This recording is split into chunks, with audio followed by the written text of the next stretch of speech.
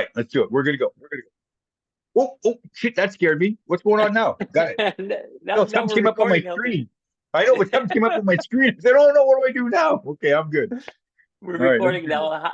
Hi, everybody. Welcome to another episode of Repurpose. Joining me today is the wonderful Hilton Ruggles.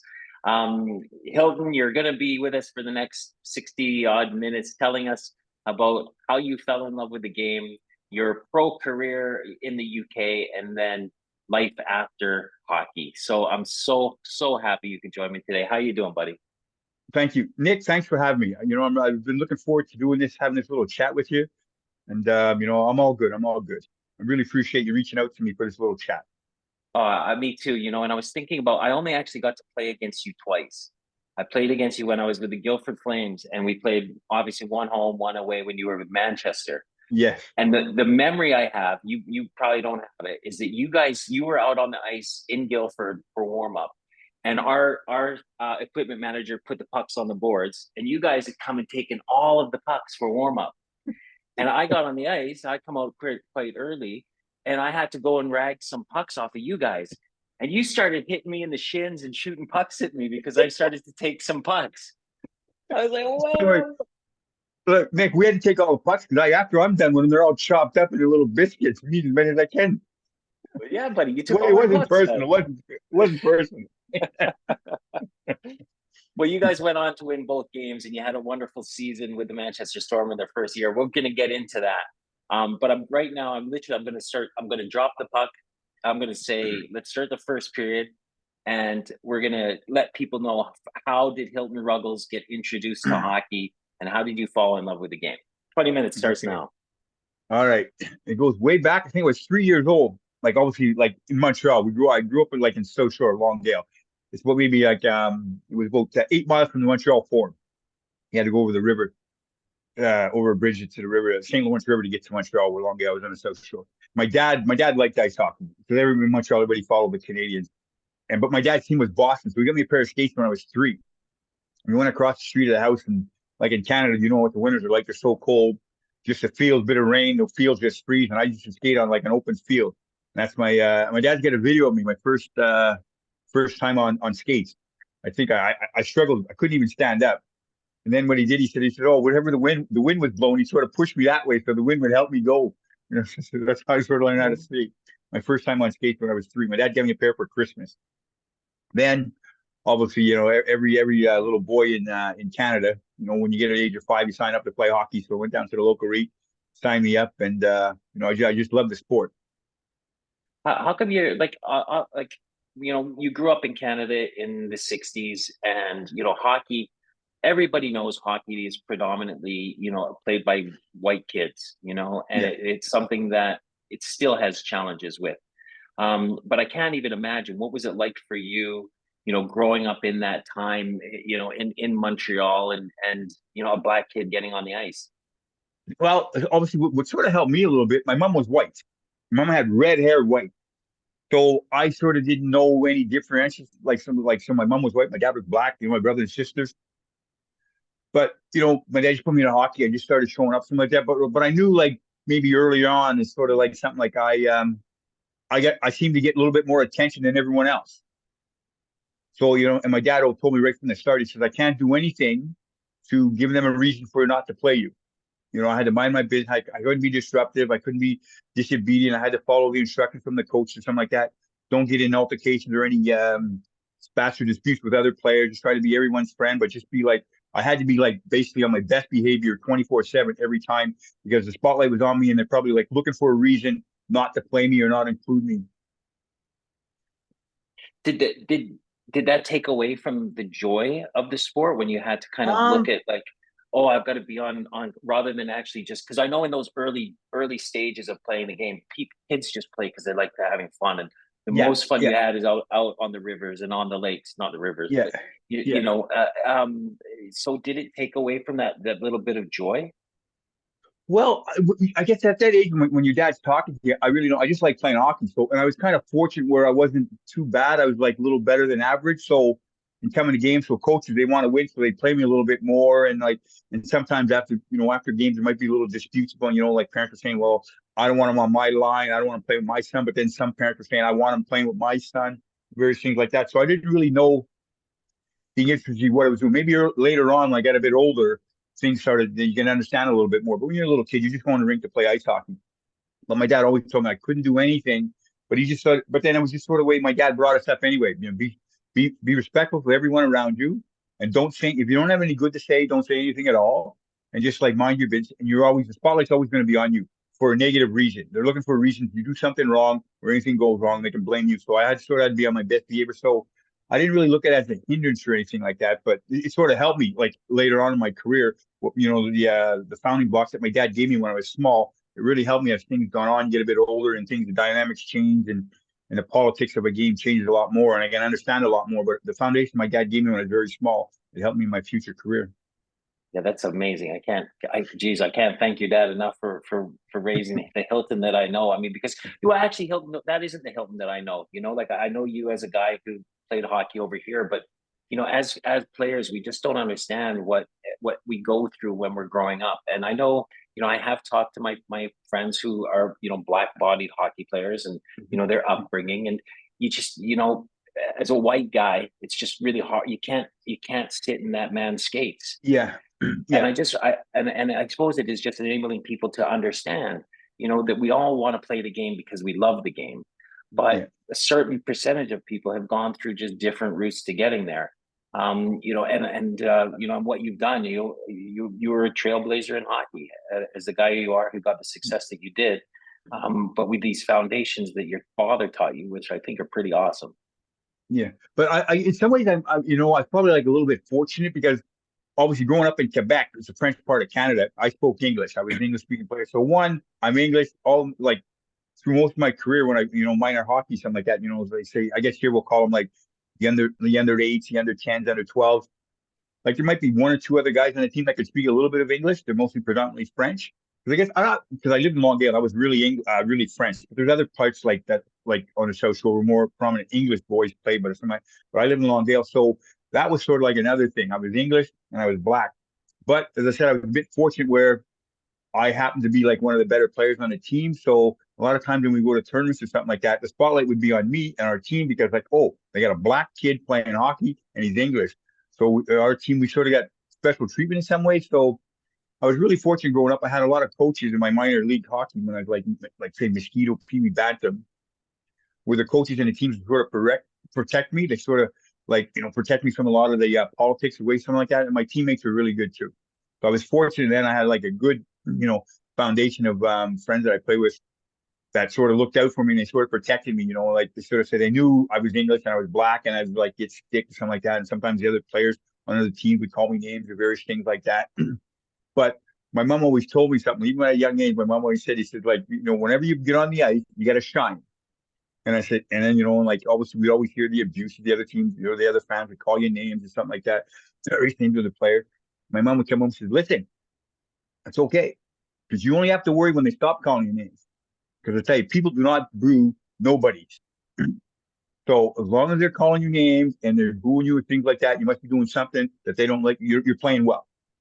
So you got to use that as a motivation. So I always took that. The more they booed, then I'd want to like keep it up, and I'd like try even harder. Players would call me names, something like that. I would just work a little harder, score another goal or two, and eventually it benefited me in the long run like that. Any negativity that was coming towards me, I sort of used it as a positive and a drive to say, okay, I'm going to prove you wrong.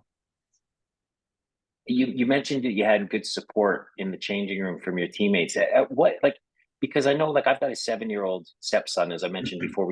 And he Okay. it's like that. It's not that they don't see color. It's just that especially when we were in East London, like it was like Yeah.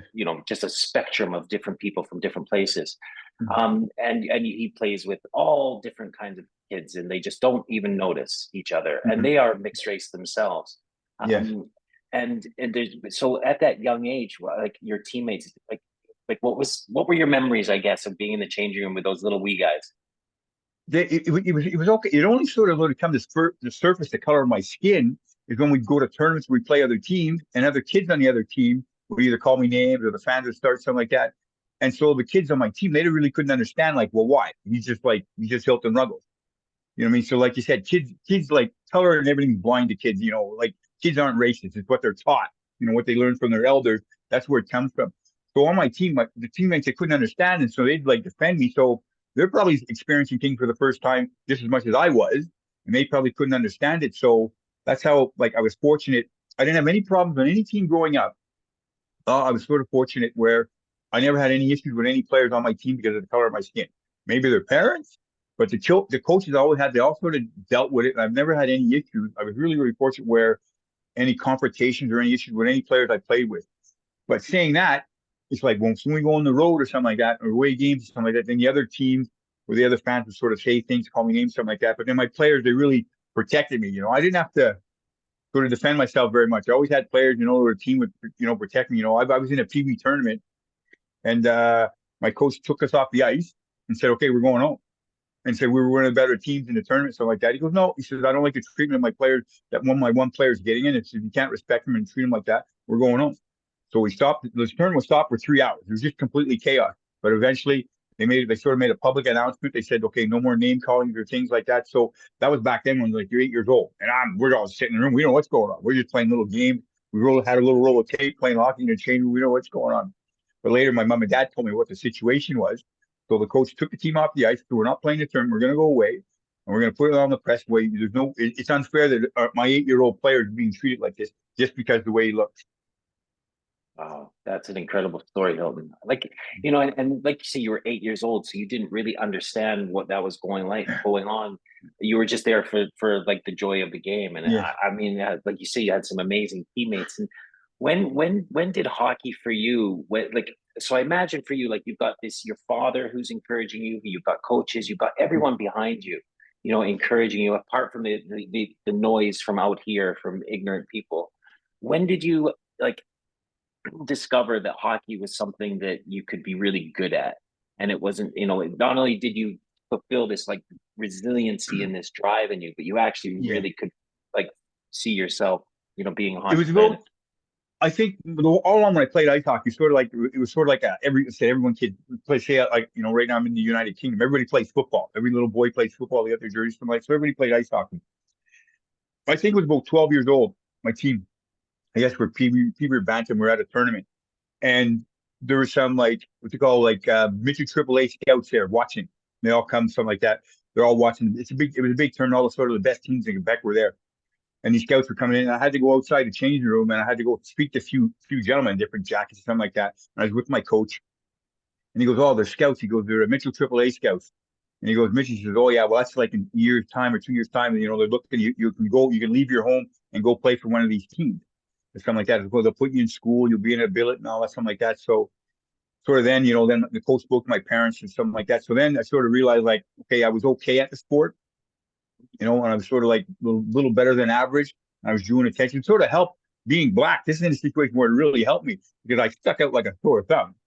You show up to a hockey tournament, what hockey was back then. You might have 20 teams in it. There's only one black guy in the tournament. So anything I do or on the ice, like it's sort of like a spotlight on me. So it's easy for a scout or anybody to come watch players. Okay, whoa, there's a black kid. Automatically, if I'm good, bad, if they were there to scout me or not scout me or scout other players, I would be noticed. So I just had to be on my best over and just play well. And I was kind of fortunate where my contribution to a hockey team or something like that, I scored the odd goal or two. So at the end of the day, you need goals to win a hockey game. So that's why I sort of like the spotlight was on me in that sense. And I knew, okay, if I score goals, my team wins and it draws a little bit more attraction from other teams, something like that.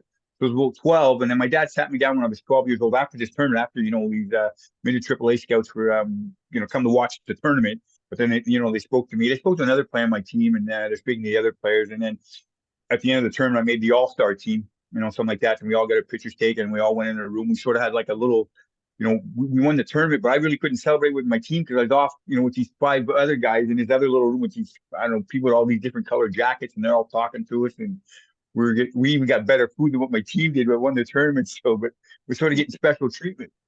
Mm. So after that tournament, we went home. We got home. My dad says, okay, now, he said, you're 12 years old. I said, you have, people are saying you have a talent. You're okay. You're quite good at it. But one, okay, here are the rules. So your schooling cannot suffer. He said, I'll get you extra training or something like that, and all various things. Because at the time I had midget, I bantam, and then the midget team said, okay, you can come practice with us and play the odd game with us. So when I bantam, I playing midget. My dad said, fine, that's all I'm Danny. We'll support you 100%, but your schoolwork is not going to fail. And also, we don't want you to be a horrible person. We don't want to go into your head. You can't be egotistic and think you're better than anyone else. If we hear anything like that on the team where you think you're better, you start get better treatment or something like that. If that acts up, you're not playing hockey. If your school failed, your school grades drop down, you're not going to play hockey. If you don't get along with your other schoolmates in class, if you're like think you're a bully or think you're being arrogant or anything like that, you're not playing hockey. So my dad was really strict with me. So, and I said I have to have a curfew and it's like that. And also, he told me at the age of 12, he says, okay, going forward, if you want to try and make ice hockey your life, there's a lot of things you're going to have to change. You're going to a lot of things you're not going to be able to do. That's that. So I was like at 12 and at 14, we had this conversation. He goes, okay, now the situation comes into where like it's called girls and various other things and parties and stuff like that. He goes, what you have to do is you have to remember you're black and you stick out. And if anything goes wrong and you're there, they're going to know the black guy was there. Like if you take a team off the ice or anything like that, from like that, it's a hockey team. They don't know. You don't know one player from another player with the helmets and the cages back then. But if you're there, they're gonna know that you're there. Two reasons why you can't be at any parties or any social things like that, like after hours parties or outside of the curriculums of the hockey team. One, if it goes wrong, something does go wrong, and you're there, they're gonna bring you in. They're gonna either gonna be questioning you. Then you have to either explain what happened, and if you didn't do anything, you're gonna have to tell on people who did things. Then my dad said, you never ever be a rat. Never be a rat. Never say anything what's going on. Just mind your own business and stay away from it. Two, you don't know who's going to try and frame you. Make people getting jealous of your success or something like that. So then they can frame something on you or put you in a light where draw any negativity light on you. So and so we can't have that. So from the age of 14 onwards, I didn't go to many like anything team social wise. I went to those things. But anytime the teams would all go out, downtown or like when you get 15, 16 or parties or go to the local rolling rink or something like that for like on a Saturday, we didn't have a game. Let's all go to the rolling rink. I couldn't go. I just said I had homework. I never really got involved in any team activities away from the ice rink because this is when it comes in being black and the reason why I can't do it because my dad gave me a little because in Montreal, Jackie Robinson played there, a great baseball player. He played in Montreal for about a year and a half. And my dad told me some exploits about him. And also, too, at the time growing up, when Hank Aaron, like I followed baseball, my mom loved baseball. My mom took me to all the baseball games, and I liked Hank Aaron. And when he come to Montreal, out of all the baseball team cities in the major league, Montreal was the only city where Hank Aaron could stay with the team. Because like he couldn't stay with the team anywhere else. He used to get death threats. People would be abusing the hotel, and just because they didn't want, because he's getting close to Babe Ruth's home run record, and like obviously the establishment didn't really want him a black man having that record. And he had Montreal was the only city that he could stay with the team. So my dad sort of explained the exploits of like that, so to make understand me what it is to be a black person playing a sport, especially a predominantly white man sport.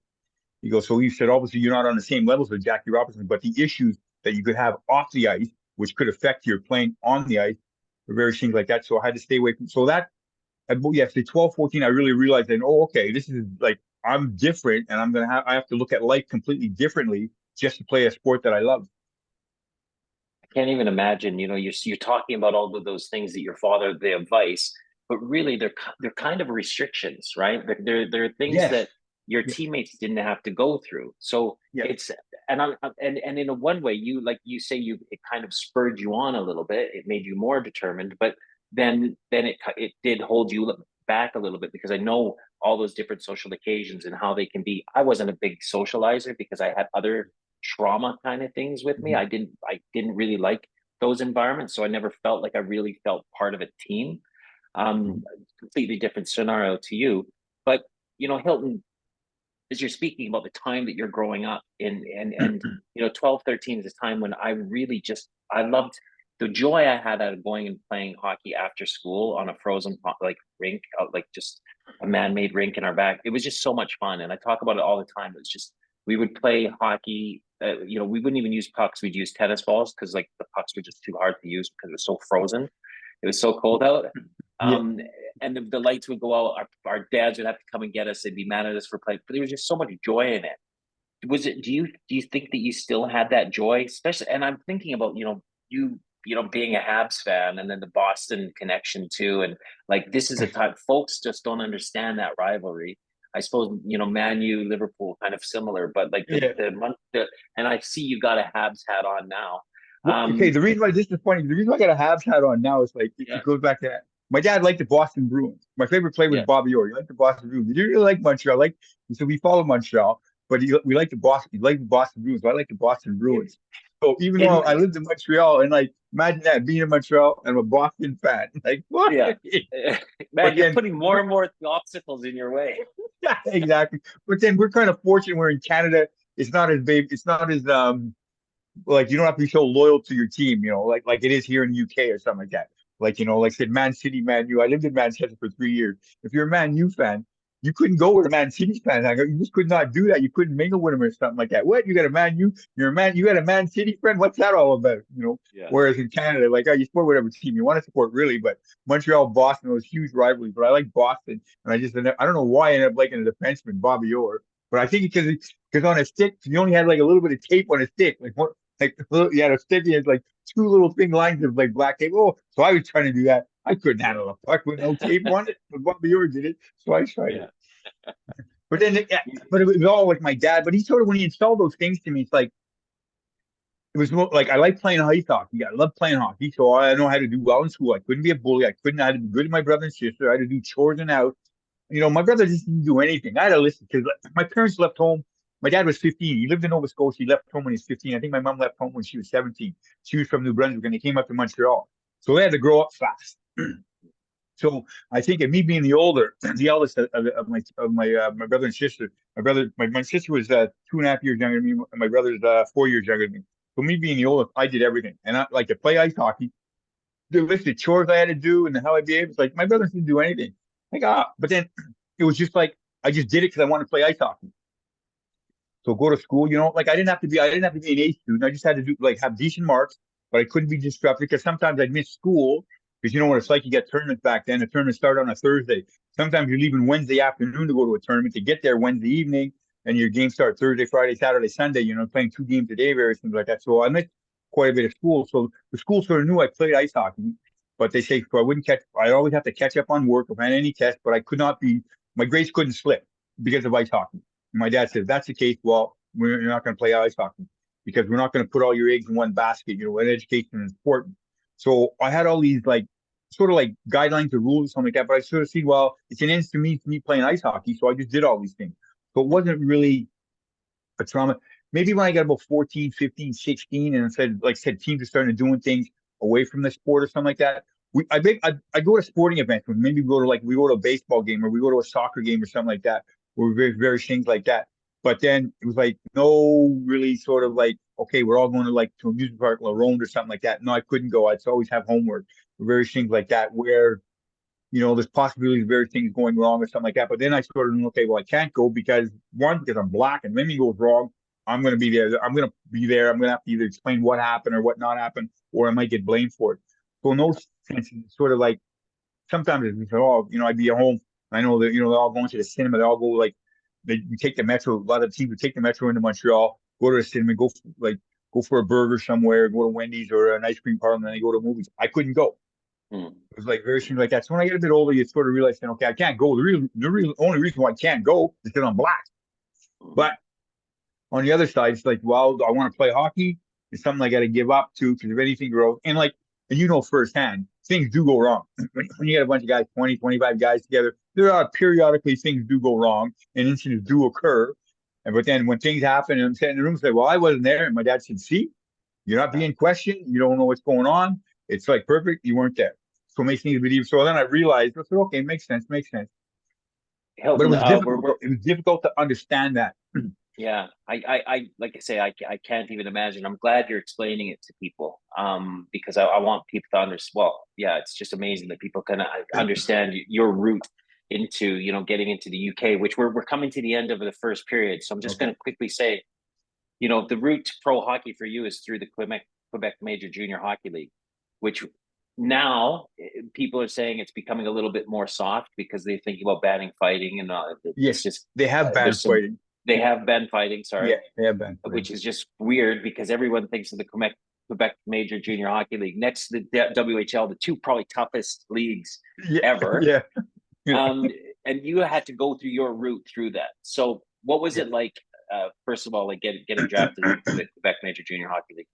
Yeah, I That's a got drafted by mouthful. Laval. Laval, was named Laval. Get drafted. It was good. And like, there was another black guy that got drafted, Paul Vilgren. He ended up playing in the NHL for quite a few years. So, then it was all right. Cause by then in Quebec, maybe there's like maybe 8 or 9 different black guys playing in the league, in various teams or something like that. So it wasn't too bad. It's like someone, the odd time someone call your name or something like that. But then I'd always like address the situation myself. My team didn't really have to protect me because, like, especially being a goal scorer, you're going to draw a bit more attention in front of the net of various things. And sometimes you would have to like defend yourself, but not just because someone's calling you a name, just to try to get space on the ice. So yeah, so when I got into Quebec majors, I played in Laval, I played in Three Rivers, and then but things really sort of developed and went on a higher scale is when Jacques Lemaire, he played for the Canadiens. I think Jacques Lemaire's got 7 or 8 Stanley Cup rings. He was a fantastic centerman for the Montreal Canadiens. Longueuil, they had this is my hometown, got a franchise junior major team in the Quebec League, and I was playing at Three Rivers at the time. And I played all my minor hockey in Longdale. So I went to the people that I knew had the team, George Tute, because he ran all the ice hockey in Longdale. And I said, do not trade for me. I don't want to play in your team. You're going to be rubbish because back then, they do the same way now an expansion team comes in. Every team protects 12 players, and the players they don't protect, they're I just say, well, they're not very established players, the teams that don't protect. So I said, yeah, you're going to be a horrible team. You're going to get all the rejects from all the other teams. I don't want to play for you. He goes, no, no, no. Hilton, we'll leave you alone. Good. We won't trade for you. Won't trade for you. 2 days in the training camp in Three Rivers, the coach calls me and he says, we just traded you to Longueuil for 4 players. I'm like, wow. So I wasn't very happy. But then Yeah. in hindsight, it worked out perfect because Jacques Lemaire's their coach, and he brought a lot of spotlight and a lot of attention to our team. And I played in Longueuil for 2 years, and that sort of catapulted me onto my ice hockey career. Beautiful. What a good way to end the first period. Hilton, what I always ask the guys is, what was your intermission routine? What did you do in between the periods? I was sort of like I had a little routine. I come in, I take all my gloves, my shoulder pads and elbow pads off, and so I'd always just change my top. Because I just like it because I get cold. So I want to change my top, put a dry one on. Then I take my stick right away and I do my laces, and I wouldn't do my skates up to about like the clock said 2 more minutes before we go back in the ice. Then I do my sticks. Obviously, like a lot of coaches would come in and always give you your debriefing really quick, so you'd have to listen to that. But I just sort of sat there, and I really didn't like analyze too much of what just happened because it was sort of like trying to complicate. I just want my mind to be free, and I sort of said, okay, if I know certain defensemen, we sort of I talk to my line mates. Okay, we got to get the puck in deep. If these defensemen are standing us up, or what side, or maybe sometimes I switch. I play left wing. I said, okay, want to confuse the other team. I go over on the right side and we swap wingers and something like that. But then that was like to start off. But then like I said, in the defensive zone. Then we get further down into the offensive zone. We swap back over to our wings. So sometimes we sort of like have a little chit chat, maybe 30 seconds to a minute, and saying, okay, how are we gonna try and play better? But Mhm. otherwise, and I always had food. I was always eating food, Mars bars and popcorn. Whenever I can get in there, I like eating food. It's hilarious. Good intermission break, and I don't think I ate food. I would always have to go to the toilet. Even if I didn't No, have to pee, I'd pee okay. because No, I was pretty good. No, no, I was yeah, all right till the game was over. I just always like eating little snacks all the time. nice, nice. Okay, Hilton. So heading into the second period now, and this is what everybody wants to hear is talking about your pro career in the UK and how did you end up in Whitley Bay? Okay, how did I end up in Whitley Bay? Yeah. The All same right. year that I moved, the same year that I moved to England too, by the way, in 89. Okay. 80, well, you were there 88. Um. I was there 89. Yeah. Yeah. Yeah. Yeah. That's right. I got there in '88. Wow. Good memory. Wow. Wow. Done. I like that. '88. Got there in '88. 87. I guess so. In '87 in September. I played in Newfoundland, the senior league in Newfoundland. That's probably one of the toughest hockey I played. It was great. It was really intense. It was a senior league, but like the senior league back then, it was probably as good as some American league teams. We're really good. Really good at a senior league in Newfoundland. I played there. I went there the year before that, around Christmas time. I stayed there, and then I signed again, and I played there. And I was sitting there, and my agent called me up and said, "There's a team in Paris. So once you go to just outside of Paris, Zoy Bar. It's in a second division, not very good, but they're looking for an import." I go out and I was like, "Said how much money is?" So he told me what the money was. The money's not that good. So I remember I said, I'll tell you Monday morning. So this is Sunday night in Newfoundland. We play Saturday, Sunday. So after we play Sunday afternoon, so after the game Sunday afternoon, We go drinking.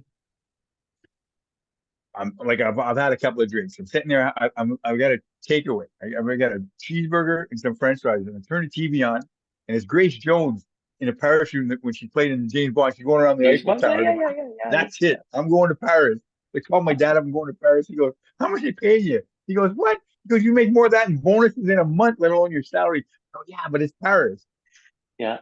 So my agent sent me to Paris, had a wonderful time. Fantastic season. Like the hockey was terrible. I think we only had maybe 60, 70 people watching it, but the team treated me really well.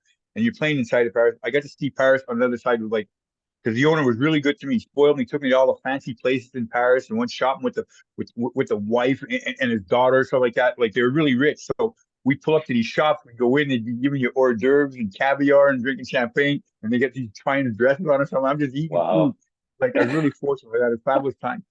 So the following summer, he calls me up. He goes, "All right, where do you want to go?" I said, "I don't know. Find me because I like moving around. I go, find me somewhere to play." He goes, "I got a place up in Scotland, Edinburgh." I'm thinking, "Oh, check it out. That's not far from St. Andrews. I love playing golf." I go, "Yeah, boom. All right, I'll go there. Great." So he shorts it out. Then one of my friends, I was golfing with one of my friends back in Canada. He goes, "Yeah." I said, "So where are you going?" He said, "I'm going to go up to Edinburgh, Scotland." He goes, "Oh." He goes, "All right." So I got some relatives over there. He goes, they might be a bit, they're basically, they're a bit racist. Can't be happening. No, no, no, seriously. All right. I said, okay. Because I'll talk to my agent. So I go home that night. I ring my agent. I go, I was playing golf with one of my good friends. He goes, some people, are a bit racist in Scotland. Can you check it out if the team's okay about me playing? This is on a Monday. He goes, yeah, yeah, no problems. Don't be silly. No problem. So I'll call you tomorrow. I said, okay, boom. With the time change, something like that, I'll call you tomorrow evening. I said, no problem. Tuesday comes, doesn't happen. Wednesday comes, doesn't happen. Thursday comes, doesn't happen. Friday, not at all. So I'm thinking, all right, I'm going golfing Saturday morning. I ring my agent Saturday morning. I go, what's going on? No, he's supposed to call me back on Tuesday. You haven't got a hold of the team or something like that. He goes, yeah, I spoke to him last Tuesday. I'm like, so well, how come you haven't called me or something like that? And he paused for Mrs. Hilton. I don't know how to say this, but when I told him that you're black, they don't want to sign you now. Ooh. So yeah, so I go, oh, okay. He goes, I said, yeah, yeah, yeah. I said, Madison said, no, no, no. I think we're gonna go in a different direction or something like that. I said, oh, okay, okay, no problem. I thought it was funny. I laughed at it. Okay. And I just told my agent, I go, just find me a team that plays against them. That's all you do. Find me a team that plays against that team. And then that's all right. Off I went golfing. 2 days later, he called me back. He says, "You're gonna go to Whitney Bay." So I was like, wherever I was gonna go, I always check it out. So I do go to the library, check out Whitney Bay, Whitney Bay. It's a little freaking foxy town in the northeast of England. I go, all right, that's where I'm going for the year. Yeah. That's how I ended up in Whitney Bay in 1988. That's an amazing story. I don't even want to ask who the management of the Edinburgh team were then, but To be fair to like it's just to leave it like that wouldn't be fair. Like to tell the truth no. is, Yeah. once I got in Whitney Bay, and I said first thing I said, when are we playing the Edinburgh? Well, when we played Edinburgh, they're looking at me. Edinburgh, yeah, when we playing Edinburgh, what's the name of that team? Edinburgh. Like no. He goes Murrayfield Racers. They go, yeah, yeah. When we playing them? What do you want to know? We playing them? I wouldn't tell anybody on my team in Whitney Bay why. I said, when are we playing? When are we playing? Back then, there was a little tournament we sort of played up with all the teams in the Northeast or something like that. Well, and to make a long story, every time we played Murrayfield Racers, I got man of the match. I just like I just use it back like what I used to back in the day. Just use it, okay, fine, whatever reason, got man of the match. But seeing that happen, that was in '88, first time I played him. I signed to play in Murrayfield. They signed me to go play there in '92. And to be fair, like the players didn't really know about any of that transition like that. It was more management, and the management did maybe like not in '88. I think maybe '89. We were up in Murrayfield, or maybe '89 or '90, maybe '89. The year after, we were up in Edinburgh, and you know how it was back then. You always went in the bar after the game with other teams. And the Murrayfield Racing management called me over, called me into their office, and there's three of them in there, three gentlemen, and they apologized to me Wow. for saying, look, we apologize for what happened 2 years ago, various things, something like that. It's like we're very naive, we're very narrow minded. We didn't really think about the situation like that. We didn't know how to deal with something like that. It was just something like that. So we were afraid of it because the unknown. We don't know what it'd be like to have because I was going to go up there as player coach. So we did not know what it was going to be like having the dynamics, having like a black player coach on our team. So we just sort of said, we said no to you, but we were just and we apologized for that or something like that. So they were like the players that had nothing to do with the players. The Murrayfield players always treated me well. I said they ended up going out. I went out and played it. I signed with them in the summer of '92 to play for the Murrayfield Racers. So they said no in '88 because the unknown. It's always Yeah, like some people, they're naive. They're afraid of the yeah. unknown. We don't know how we're gonna handle it. We can't handle it like that. Even when I got to Whitley Bay in 1988, it was like I was like an alien. There's no black people. There hardly not too many black people up in the Northeast. So I was like an Mm. alien. But then it was one of those things to my advantage of playing ice hockey. I'm an ice hockey player. Like, oh wow. So the spotlight was on me. Not so much for a negative reason, but just because, you're different. Yeah. So that's where it goes back to. I had to be on my best behavior because all eyes are always going to be on me. I mean, I looked at your career in England, and like I say, we played against each other a couple of times. You were known as an out and out goal scorer. Maybe not one of the most finesse skating guys, but you could put the puck in the net. What you had some amazing. You know what? I want to talk about a couple of guys who I played with: Tony Blaze and Ben Aqua, Okay. and then two black hockey players from London who Yeah. played with me on the Isle of Wight. And the Isle of Wight had it was a step back in time. It had its Yeah. challenges too. A lot of Yes. ignorance. I don't want to say racist. A lot of ignorance, No, and that's what it is. That's what it is. It's ignorance. What people don't know. They're afraid of the unknown. And if you're they're not afraid. educated or from like that, and Yeah, if you haven't like, I've always said, if you haven't really traveled much, it's easy to get pigeonholed. And it's like what you sort of know, and it's like you're afraid. You're afraid of it because you don't have the knowledge or something like that. So the best thing, let's pull each other down. We don't have to deal. I don't know how to deal with it, something like that. So it's not like I said, yeah, it's not blatantly laid out racism. It's more like on the ignorant side of things. yeah. And it was a few. It was people who weren't even fans, and I know they were like. There was one incident where there was some guys were chanting some horrible stuff outside of the rink. The whole Mm. hockey team went and got their sticks and went running after these guys, Yeah, up the street on the Isle of Wight, and they were gonna hammer them, but they ended up talking it out. And these guys, I think, ended up coming and watching a game. And I know Tony Blaze has made the Isle of Wight his home, and yeah, again, it was a strength for him to be a black man in this community and to be a really upstanding individual there. So shout out to Tony Blaze, an amazing man. But did you like? I mean, you were known as a goal scorer, like I said. In an age in hockey, when I say like hockey in the UK in the early '90s, when I was playing there, I mean it was fun. There was oh these yeah. imports on the ice, and you guys were scoring loads of goals. Like if you weren't scoring 3 or 4 a game, something was Oh, you're wrong. playing bad. You want Yeah, to send you home Monday morning. yeah. And people see the scores and they see the stats and they go, "That's not hockey. That's ridiculous." But man, what a magical time it was, wasn't it? Yeah, it was fabulous. It was like I don't like to, it's always one of those controversial people say, what do you think about British ice hockey? When I was sort of talking to people, when after I retired, you talking to people, what do you think of like the Elite League or the Super League, various things like that? And it was kind of hard to sort of say, well, I thought it was better back in the day when the British players had more import in it. You know what I mean? So like, you have teams now. I went like it's like saying late when I retired. I retired in 2004. And even then, like last 4 or 5 years, you got all teams with full of imports, full of foreign, something like that. And to be fair, every team would have maybe 3 or 4 quality, good quality players that could have played in the NHL or played in the NHL. But then you get the other 10, 12 foreigners, Canadians or imports. We're like, they're no better than the local guys. You tell me they're not going to be better than a David Longstaff or a Tony Ann or, and even Stephen Cooper. They're no better than them. But just because they played hockey somewhere in North America, that gives them credit. You bring them over, you got to give them a place to stay, a car. So it took a lot away from them. So I really enjoyed ice hockey when I had 3 or 4 imports and the local players had more input on the say in the matter of the game or something like that. Okay, the hockey wasn't like really great. It wasn't as great as structured. You bring all Canadians over, the hockey might be a little bit more structured, but it wasn't fun. Those early days in British ice hockey, it was fabulous. Going to Wembley and having all that experience with different teams and stuff like that, it was just fabulous, fabulous. I was talking to Shannon Hope actually on the last episode, and he talked about the Cardiff Devils that year that you guys won everything and you won Wembley and how magical that was. You were there, right? Yeah, I played in Yeah, '92. Yeah, yeah, in yeah, fact, that's yeah, when I signed for Murrayfield in the summer of yeah. '92. And then my dad died in October, so I was playing American. I had to go home for the funeral, something like that. And then when I went home, and when I left, I said, I don't know when I'm coming back. I said, I got to help my mom or something like that. It's a big trauma thing. Boom, you get a phone call on a Friday morning, saying like, I was going to go up there. It was Friday morning. I was going to I was getting ready. In fact, I was with my wife at the time up in Newcastle, and I was going to leave at 1 o'clock to go up to Edinburgh because we play Saturday, Sunday afternoon, game. I said I'll be back Sunday night after the game, something like that. And I was going to leave about 1 o'clock.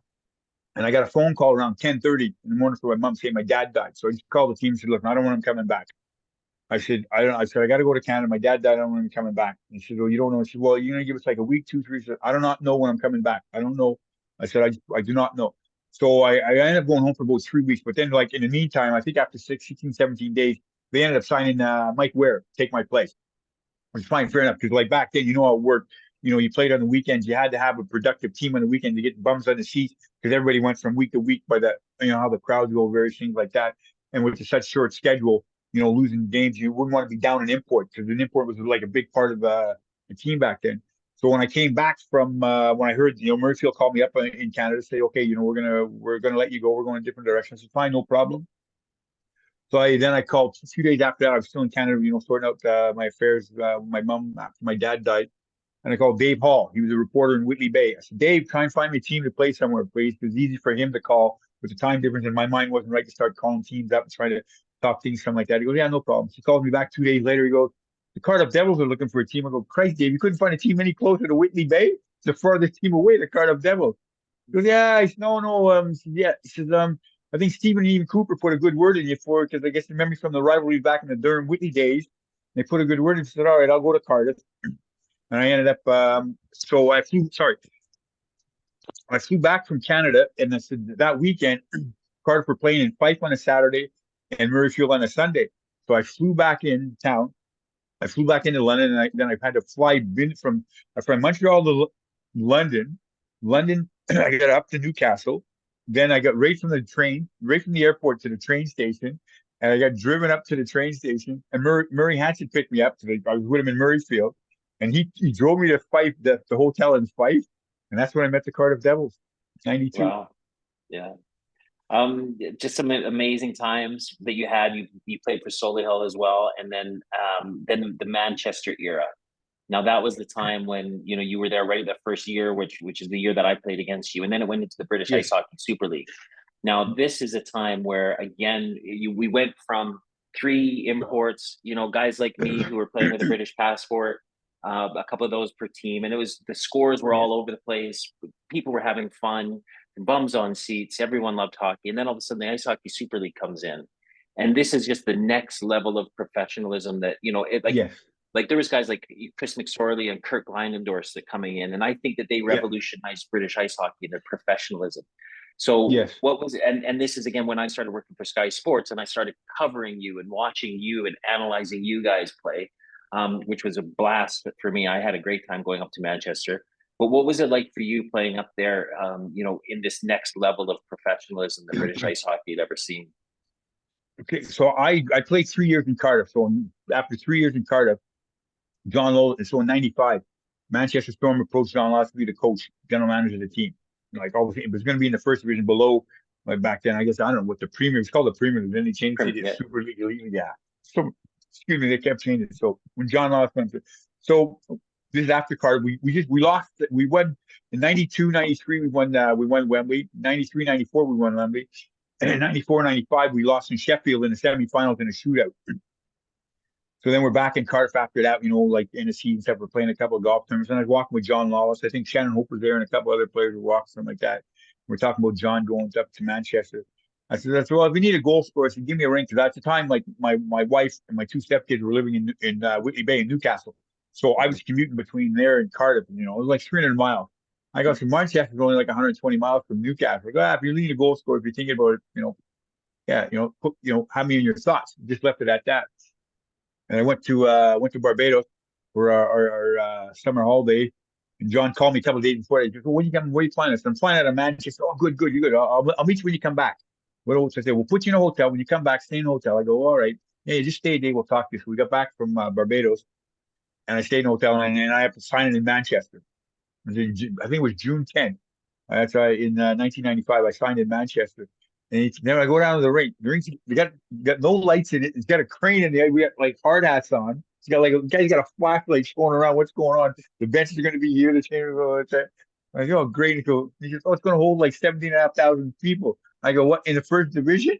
I go, okay. I said, is this going to work? Ah, hopefully. You know, I remember with Dave Bigger, he goes, well, it'd be nice if we could get to like, say, the bottom tier full, like by the playoff game, one or two playoff games. If we make John goes, if we make the playoffs, and that was a conversation we had. We go, yeah. But then my real reason for going to Manchester was it was 120 miles away from Newcastle.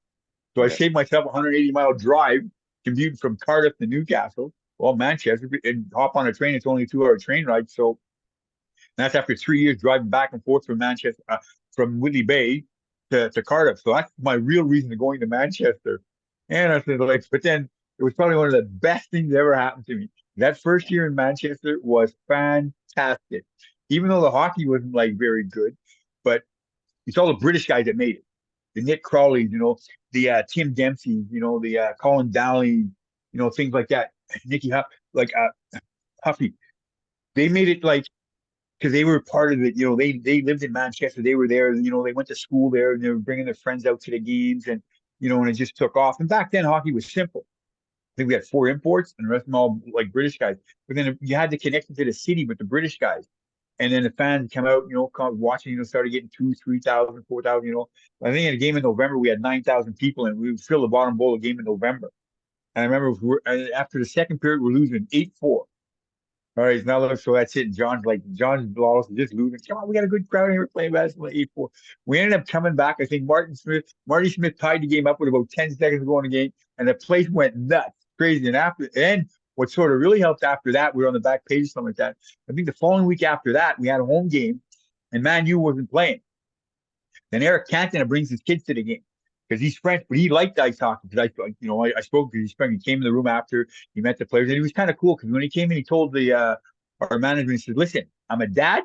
Please tell your players do not, ask for any autographs or anything like that. I'm here with my 2 boys, but what I'll do is I'll bring them down to our training ground and I'll sign autographs, and they can come have breakfast with us after one of our training sessions." So he comes in the room. He's taking his kids around. The kids are all excited because they're with the hockey players. They got a program. We're all signing them. And Eric Cantona was just a dad. No one made a fuss about him or something like that. And, I said, "No, look, Dad, I get this one's autograph." So when he got to me, I started speaking French, and the kids thought it was fantastic. I'm speaking the same language as their dad, so they sort of liked me. So then that was on a Sunday. On Monday morning, they had Eric Cantona, a picture of Eric Cantona on the back page of the Manchester Evening News at a hockey game. It just exploded from there. We've been getting like 8, 9,000 a game. Then we're getting like 15,000 a game, like every night, just because they seen him there. And he says, "I'm from France. I like ice hockey, and it's great that there's a team local. Anytime, like, if I can't play, if I'm not playing or something like that, I'm going to go. But I think my wife's going to be bringing the boys a lot more often because if I get, we played on the weekends, sort of football then." He goes, "But my kids love it," and he did it. I think so. It just exploded, and it was just a fantastic time. It was one of my best seasons in my whole career. That 1 year in Manchester, and I think the local players is sort of what did it. Yeah, I know. I had Martin Smith on, and he said that was his favorite pro career ever that year. Sorry, was that Yeah, year? it was just fabulous. It was just because basically, in some ways, we're all a bunch of misfits. John, new team, like a lot of like. To be fair, like I only went there because it's 180 miles closer. And, then we got Dale Jago. I think he was in Peterborough. John talked him into going. But somehow I remember we got Jeff Lindsay. I think he was in Nottingham at the time. And John had a hard time talking him out of Nottingham to come to. He said, "What do I want to come to Manchester for? Go down the league, because back then dropping down the league." But I did it more like for logistic reasons. I'm not worried about hockey. I'm thinking, well, I'll do it for a year and hopefully maybe we'll get a job back up in the top flight of hockey again. Then we get various things in the local place. But it was just fantastic. Because one of the things you didn't know what was going to happen. It was just a fantastic year. It was one of my best years of playing hockey. So much fun and laughter. And then what about that step up to the Super League? When I went to Super League, yeah. So then the next year, and like to be fair, the management really didn't want to go. We had a no brainer. We had like 12 British guys on the team. So everybody got like a little bit of pocket money. We got per diem. We got little. We go on the road. We get a little wage pack with 20 pounds in it. For a stop at the services, things like that. So, everybody was happy. The budget wasn't crazy or something like that. So we're getting 15,000 people a game and playing the likes of like I don't know. I think one team we beat one team. We beat one team like I think it might have been Sully. I think we beat them like say 22, 23-1 or something like that. And the fans were cheering for the 23rd goal just as much as they were for the first goal. Oh, And we're getting like 10, 15,000 people a game, and your wage bill is down. So why if it's not broke, don't fix it. But then we had that connection with the locals. You know what I mean? Like you got 12 guys on there that lived in the area, British guys. They spoke. You do interviews. They spoke like everybody else. Now all of a sudden you go the following year. We only had one import with Stephen Cooper, Mm-hmm. and then it's saying, okay, how's it going to go now? You go from having 12, you're always down to one, and you go to the elite league, then all of a sudden your wage bill goes up because then you need more cars, more houses, various things like that. And to be fair, the structure of the hockey was better, obviously, no doubt. But entertainment value for what you're putting money out. What are you getting back? Yeah, I think that the Super League sort of hurt ice hockey in the United Kingdom, I thought, because the prices went out. We got to a point where like, okay, what do I got to pay to take my family? 40, 50 pounds. Where back then it was like a family ticket was like 15 pounds, 16 pounds for a family of four, family of five. That's a lot more entertainable. And then you're a bit more related to the player. And then we get sort of like players were coming in for a year, 2 years. They didn't have the connection. They didn't have the loyalty to the place, something like that. So, they didn't want to get out in the community. They didn't want to do this. They didn't want to do that. Whereas before, when like I went around it, like go around it, like Tim Dempsey's house. Boom, I go to him. I go to Alan Huff's place or something like that. I'm going to Nick Crowley. I know Nick Crowley. Like to this day, I'm good friends with Nick Crowley and his wife. Nick, We went Nick, on Nick, we went on dude, vacations together. yeah, he's ready for this. He's ready for you to say something about it. Like So we've he's been ready on for the we've good been on story. vacation together. That's the type of team we had. When like we went on vacations together or something like that. So it's not just like I'm here to play hockey and I go away or something like that. No. So we had a connection with them, and they're local guys. So I treated them just like me. Not like the imports came in later on. Like, I'm not really going to talk to you. What were you doing? You got to go to work or you go to school. You're not a real hockey player. I'm just here. It's all about me, me, me, me. So they didn't have that connection. But where I didn't see that was maybe because I was like I married a British person like that. But then like they were friends of mine. So I had a connection, and so there's more of a loyalty to the team and to the community of everything to do things. But then you go to the Super League, like all the imports, you're just playing here for a year. They want stepping stone. They want to go somewhere else, something like that. So you're not putting any effort or time into the community, and it Yeah. just went to the wayside. I think it's a perfect example of the fact that it was the highest quality in terms of ice hockey. But Yes. eventually it was not sustainable. But like you said, No. the year before, you guys were getting, 9, 10,000 people. In Sheffield, in the first season when I played there, we had 9, 10,000 people, and we would like rack up 30 goals against somebody. Like Yeah, they you said, guys were in the second or they were third doing the division, rule, exactly. Yeah, on the 30th that's it. goal. Yeah. So I think that it's just something that I wish owners and everybody would go back to. Hey, what was hockey like before the Super League? It was sustainable, it Yeah. worked, and Yes. British players were getting a run. Yeah. Yeah, Yeah. yeah. So That's I think good. it's an amazing lesson. I think that people should reflect more on it because I know the Super League killed guys' careers. Good hockey Oh, players yeah. who Oh, I it did. knew, Definitely. It did. It did. good British kids, and they were just like, "F this, I'm not going to play anymore." Well, yeah, because and it was like it was not, and like I don't mean to.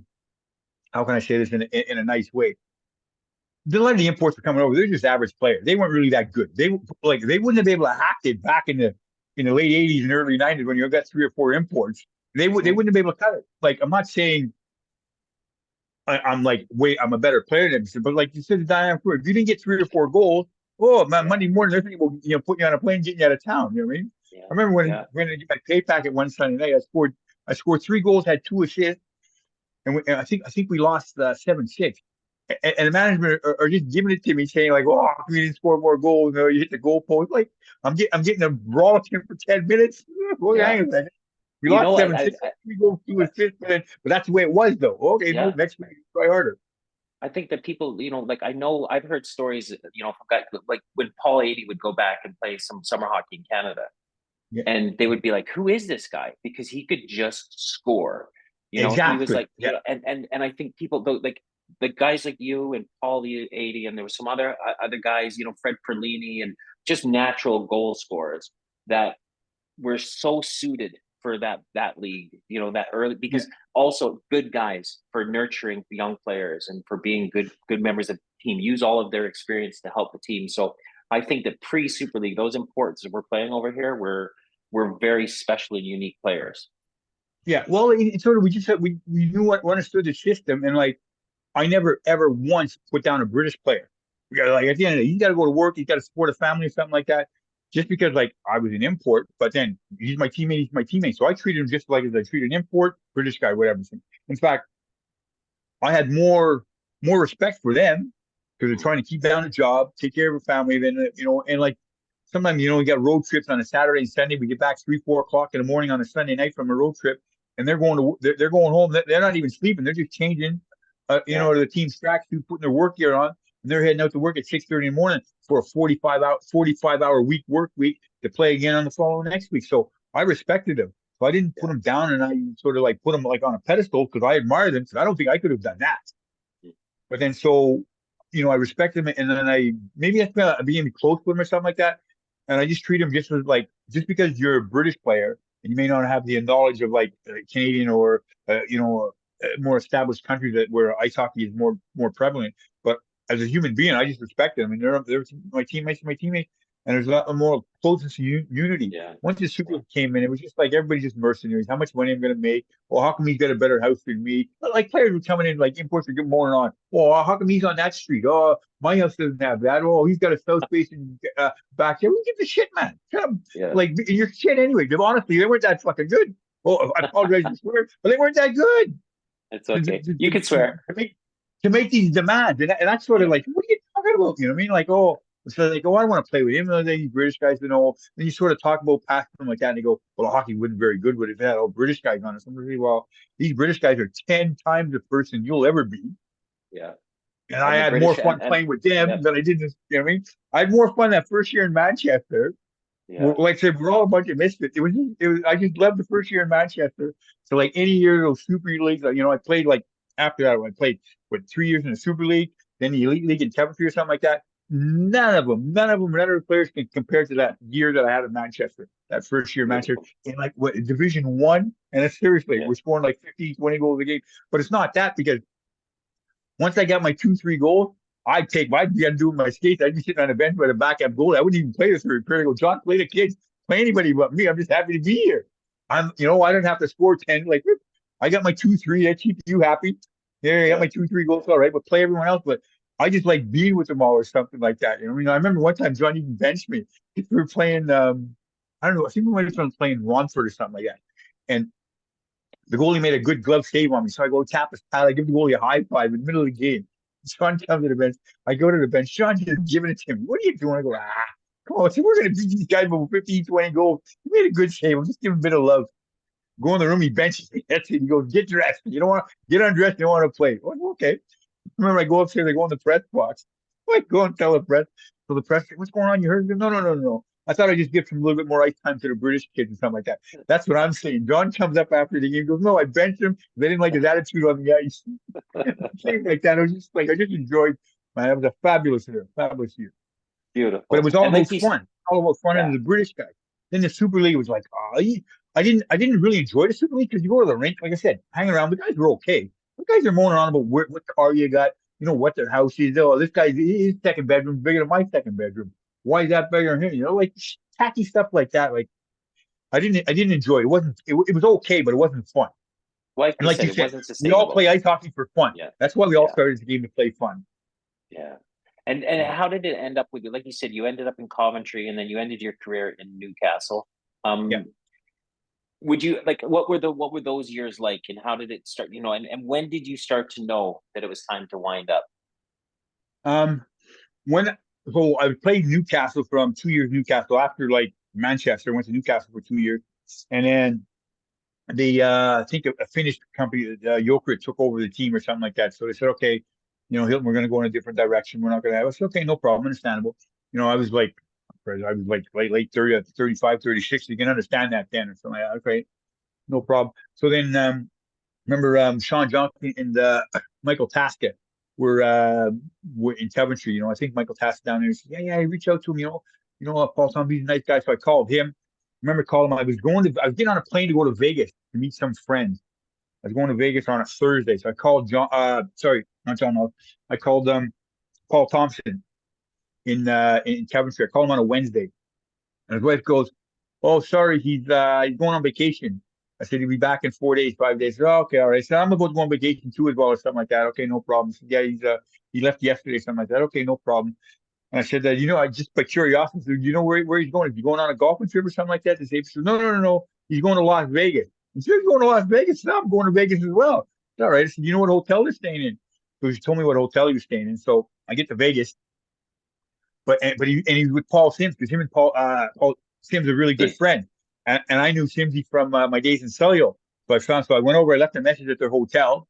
They called me up. I went and had a few beers with them. Then I ended up signing up for Coventry for 4 years. Nice.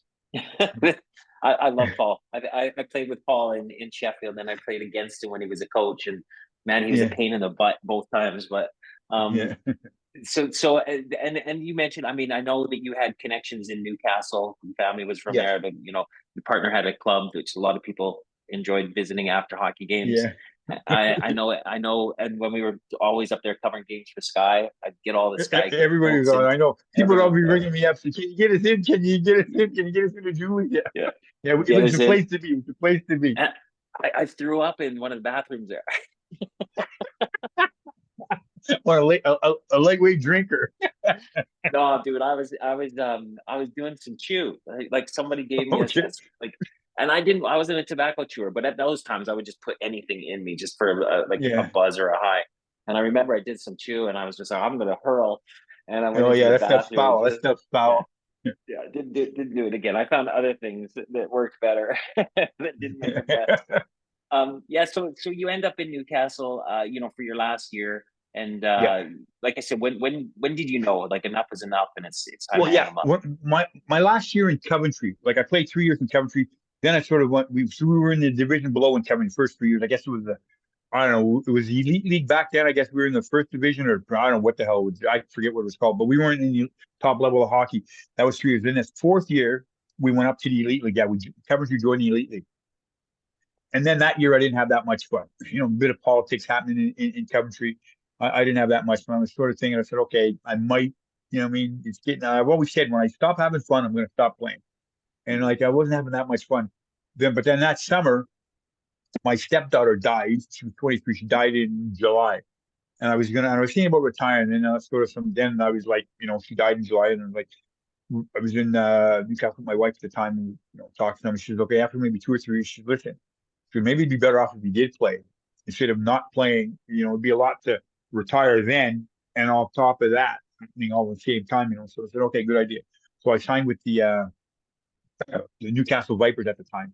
And I signed that in August, and I knew by October, November, I shouldn't have played. I shouldn't have signed. I should have just retired. So I knew then by October of I think '94, okay, it's going to be my last year. So I wasn't having fun. Wasn't having fun. Mhm. But then saying that, I had a good run. I was 40 at the time. So I really couldn't complain. Like, what I mean, I said, Yeah, I wasn't having fun, and that's why I decided, okay, it's time to walk away from the sport. yeah. Okay, let's just do what's your highlight out of your career in the UK? We've run out of period time, so I just want your quick No highlight. problem. Yeah, no, it's winning Wembley was cool. I like that. Manchester, like the year in Manchester was just fabulous. Like the first year in 92, 93, when I went to Cardiff, because my dad died in October. My head spinning around. Didn't know what I was gonna do. And I was playing for Murrayfield Races. They released me. I didn't know what I was gonna do. I had to sort all that stuff. I come back, I signed for Cardiff and played 3 awesome years there. Like that was just fabulous. Like they had some good players, some good local players, but the community took care of me well. The team took care of me well. So that was fantastic 3 years. Then I go to Manchester in '95. That was just fun. Like obviously you're in a lower division or something like that, so the hockey wasn't like intense or something like that. But just the group of people that I played with, it was just so much fun. And it was back to hockey. It was more like big pond hockey when back you're playing outside in Canada. You throw the sticks in, you pick 2 teams to go play. That was that year. Everybody was just so fantastic. The guys were great. And I think what made it then it was is the personnel, the players made it. It wasn't the hockey, it was just the whole environment. Like we didn't know what we're gonna like. We're in a building where it's got like 17,000 seats. Are we gonna actually fill a bottom bowl or something like various things like that? Is actually gonna come up? You're talking about you're in Manchester. You got Man City, you got Man U, you got the cricket, you got everything going on there. Is actually people gonna have the time to come watch ice hockey? And we made it work. And that was just fantastic to be part of that. So I think those, yeah, my couple, yeah, in first year in Cardiff was really good, and my year in Manchester was yeah, and also in Yeah, Whitney Bay that was like so where it all started. That was yeah, good. Like I still have good friends from the times in Whitney Bay now. I'm godparents to one of my to Kevin Dean's son, so I still yeah. have good connection like that. Like it's all family orientated then. So yeah. Hilton, what a good way to end the second period. And with that, we're going to jump right into the third period. And I always Okay. preempt this with the name of this podcast is Repurpose. And it's the idea that, hockey players, particularly because I was one, I can talk about, the importance of the values that I learned from a young age up to being in the changing room with the guys and playing semi-pro and pro hockey and And then it ending. And for me, it ended when I was 28 years old. I had to make a decision to keep playing hockey or to work full time with Sky Sports and this company I'd started in London. I couldn't do all three.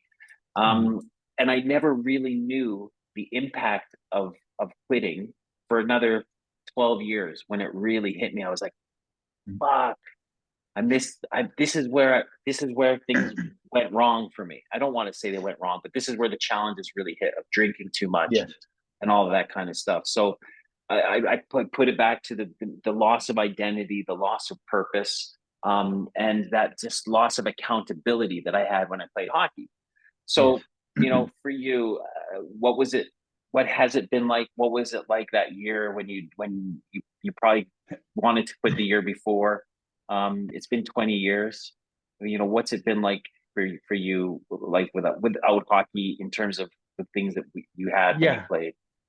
Like it's one of those things is when you've been doing something for so long in your life, it's then all of a sudden you decide, okay, I'm not going to do it. It's something that you like doing. It's not like you weren't forced to do it.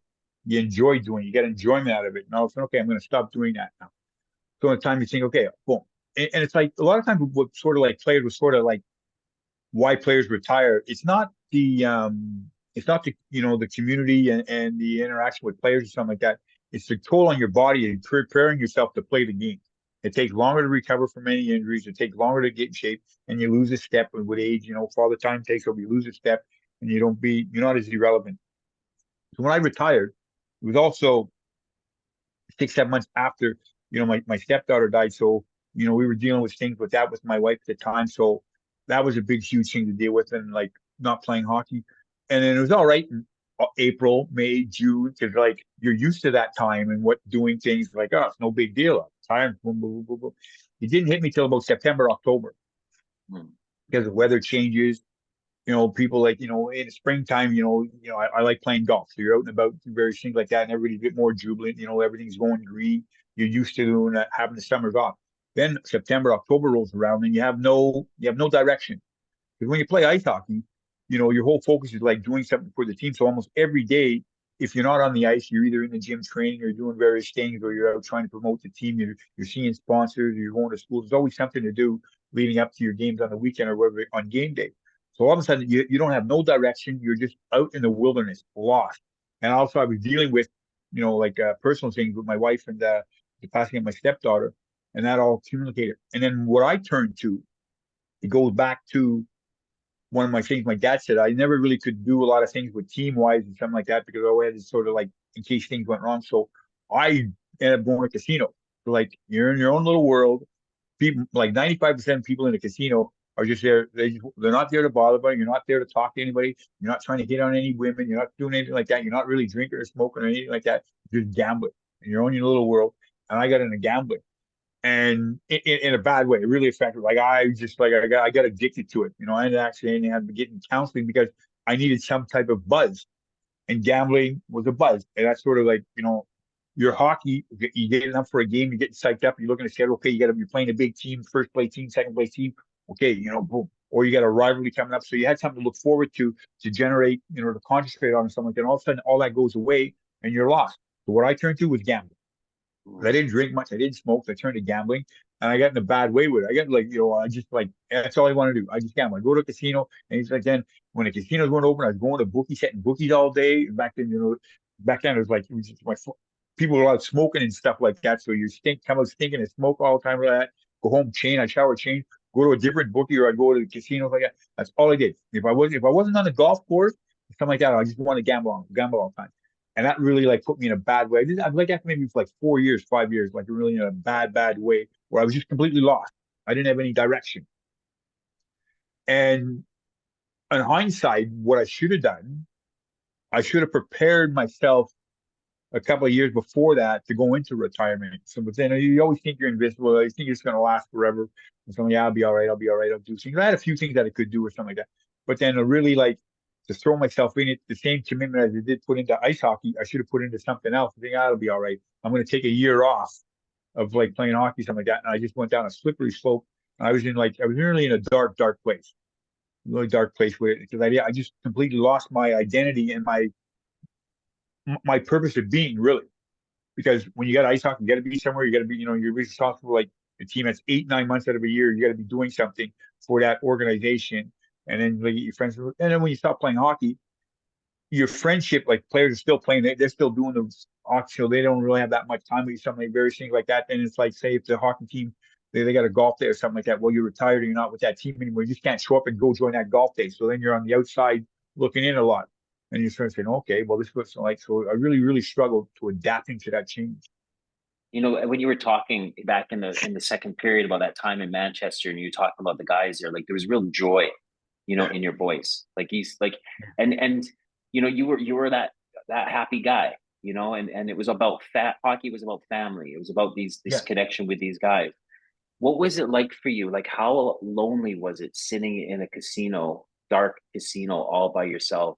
Like what? Like describe Yeah. that loneliness. It was like, because I go to the casino, I wouldn't talk to anyone. I'd be in there for like 3, 4, 5 hours and not talk to anyone.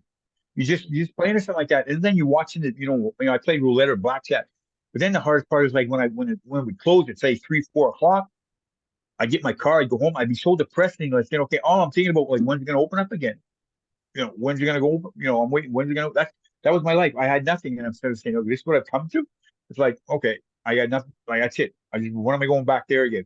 That's all I was just consumed with that, and it really like on the weekends when the hockey's going on, that's when it was really hard to think, oh, maybe I should have, played another year. But then I'm saying like, well, no, I'm only saying that now because like where I'm at. But I knew when I was playing last October, I knew I couldn't, I should have retired in the summertime. So thinking like I should have just went back to hockey, but no, I was completely like lost and you had no direction. You didn't know what to do. Didn't have no direction. I mean, I'll just go to the casino and I'd say, oh, I'll get my acting. Then next month I'll look at it or in the springtime or something like that. But then it's like springtime again. But then I was so involved and I was like losing a lot of money, various things like that. Anything I saved, something like that, I was just going on bigger numbers, something like that. So I was in a really, really bad way. And you didn't know how to get out of it, what to turn around or something like that. Then your personal life starts to be affected by that, various things like that. Then I ended up getting divorced with my first wife, i.e. because I was in the casino all the time. Didn't want to do this, didn't want to do it in the casino all the time. Remember one time I was supposed to go into town to pay for a vacation. So I had the money in my pocket. Back then, you go to your travel agent, you pay or something like that. I am going to casino, lose all the money for the vacation. Then I got to go like in the bar. By the way, I lost the vacation money. I'm going to need some more money, something like that. Like, oh, and that's a big argument, something like that there. Got that money. And I said, went back. I said, I'm going to chase to get the money. I lost that as well. And I didn't go. So that's the type of like spiral world I was out of. Like, I'm taking a vacation money that I'm going to I'm going to travel agent to pay it. No, I'm nipping to bet on some horses, some dog races. Oh, sorry, with that. Wow, maybe like if I got a big hit when the casino opens up at 2 o'clock, I'll get that back. And I go to like twice I did that. And then that's when I realized, like I said, I need help. Yeah. I was in a position where like I needed help. Then, I got away from that. I started getting help. I had to go see someone. I had to start talking to someone like, like, I don't know what you call them, like, I don't know, you call them like psychiatrists or something like that. But I had to go see someone for maybe like 2.5 years, 3 years. I had to see someone to help me to get me back into civilization, how to cope, basically how to cope. With living without ice hockey. That's what I needed. Living without ice hockey. And like casino, that wasn't sustainable. Like it ruined a couple of relationships, various things like that, because like it's you just get fixated on that. I said, I'm all right. And in my little world, I'm not bothering anyone. I'm not drinking. I'm not driving. I'm not driving. I'm not smoking. I'm not taking any like illegal, substances or anything like that. I'm sitting in the casino. They're legal. So I'm just going to an establishment. I said, especially because I remember I told my first wife at the time, I said, you have a bar. You got the best bar in Newcastle. Everybody goes to the bar. It's probably one of the better bars of like all the cities of like every football team, any like TV star, anything, musicians, I remember one night, to go off track a little bit, like Brian Adams played at the arena in Newcastle, and he comes down after the concert, and the doorman wouldn't let him in. He's like, Brian Adams, you see him on stage. He's not very flamboyant. He says his bandmates and the roadies were all in there. He came down after because he was doing an interview. I remember they wouldn't let him in. He's a little short. And Canadian goes, listen, my friends are there. And to be fair, he didn't want to say who he was. And he goes, I remember saying, he said, I'm Brian Adams, because my wife told me a story. And the doorman started laughing at him. And he goes, look, go away, mate, before I give you a little slap. You're not Brian Adams. He goes, Yeah. luckily, my wife at the time just came out and said, "What are you dumbass doing? It is Brian Adams. Come on in, come on in." But everybody went to that bar, Yeah. so Yeah. we had so it was like identity where she had her identity or something like that. It was like that was life, but then all of a sudden, like, well, I'm not part of that life. I used to be like a mini celebrity. Now I'm just a nobody, Yeah. and you miss that. I people are going to hear this and they're going to say, Hilton, why didn't you just stop? Why didn't you just stop the first time? And I think that this is when I used to drink and get into trouble. People say, why are you drinking? Just stop. And I couldn't explain to people this No, just craving, this craving for that drink, because it just enabled me to breathe. yeah, I could just be like, okay. I felt connected. That's the best yes, way. I felt yeah. I could breathe. I just felt connected. Now, what did that? So when you were sitting alone in those, or when you were going to make those bets, what did it do for you? How did it physically make you feel? It was like it was sort of like it was my adrenaline. It's about like trying to, I don't know, going on a breakaway. Yeah, putting a bet down. Also, you're playing blackjack. You boom, you look under, you got an ace. Okay, boom, I'm going to double down here, slip over an ace, something like that. So it was just the adrenaline. From like I can like compare it. I'm going on a breakaway. I'm going to score here. I'm not going to try and do whatever, something like that. Then you win, you lose, and it's like, and I got to a point where I'd win quite a bit, and I wouldn't even phase me. I go, whatever, something like that. Remember one time I like, even when I was like towards the end of my career, I was playing, and I was in Coventry, and I came out of the casino, and I won 4.5 grand in about an hour and a half. And I was in there with a couple of friends that I knew in Coventry, and I was sort of giving them money to run around the table making bets or something like that. And I walked out, and I had my money. One guy said, "Oh, here, they were on cash money. Give me the money." I said, "Oh, how much you got?" And he goes, "I got 4.5 grand." And I said, I didn't even flinch, wasn't excited, nothing like that. I said, "Oh," something. I said, "Oh." And I was going on, going on. I said, "Well, we don't want to that other table. I probably could have had like a bit more. Could have maybe 6 or 7." That's what I was thinking. So it didn't even phase me. Whatever. And obviously, the next day I gave it all back.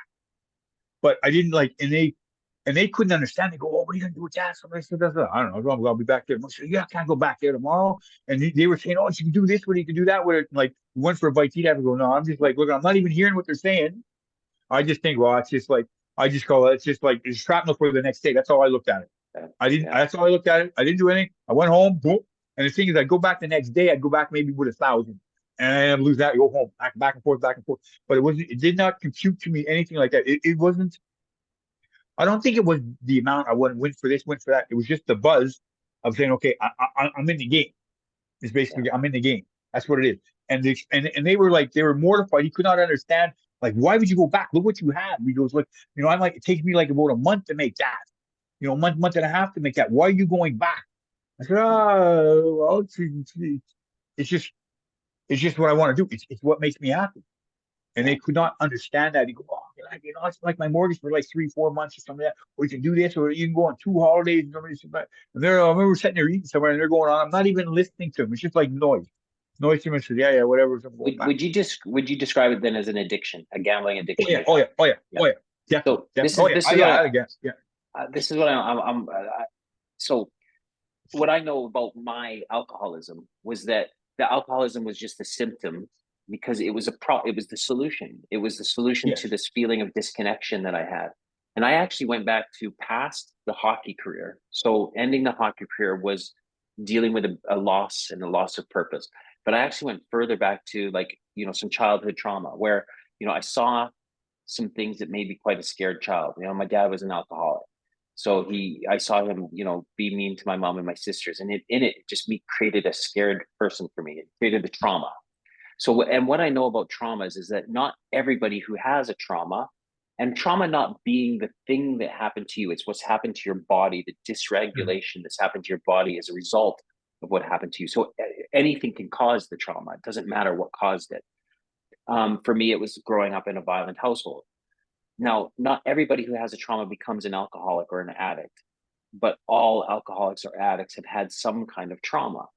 Now, I'm yes. wondering, like, do you think the loss of a stepchild, or the loss of your father, or do you think that in some sense in you caused that trauma, where it was that coupled with ending your career, that the addiction took place, and the ease and comfort that you got from a gambling took that pain away? Yeah, well, with my I guess more related with my stepdaughter passing because it was sort of she passed away in July, and I was thinking about retiring then, like May, June. I was thinking about retiring, and she passed away in July, and then my sort of end of July, August, my list, maybe she play one more year, something like that. So that was sort of tied into it. And then like then I wasn't happy playing that year, so then I would just go to casino, just go to the casino. It started then, even before I retired, I was in the casino all the time. Mm. Go to casino like it's a casino like even we play a home game. Got to be at the rink and say we got a 7:30 game. The game started at 7:30. We have to be in the room by 5:30. I'm leaving the house at 4 to go to the casino for an hour before I go to the rink. I mean, it's like the casino is inside the rink. Park my car, go in there for an hour, and I go play hockey. And then after the game, I go back in the casino again or something like that. So it could be like maybe, but then I thought I was just sort of like, well, I'm in my own little world, my own little bubble. Like I was addicted to it, but then in my little mind, I'm not hurting anybody. It's an illegal establishment. They got them all over the place. I can go into. I'm not doing nothing wrong.